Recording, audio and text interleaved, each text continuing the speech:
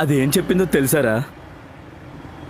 నువ్వు లేకపోతే బ్రతకలేను అంది. ఇప్పుడు నీతో బ్రతకలేను అంటుంది.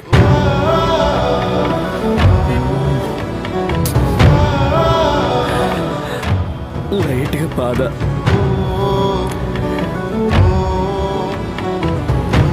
లైట్గా కాదు, గట్టిగానే ఉంది. బ్రేకప్ కదా.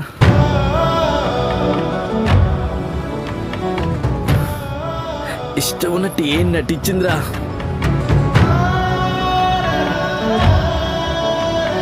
ఫ్రెండు కదా, నా బాధ నీతో చెప్పుకోవాలనిపిస్తుంది.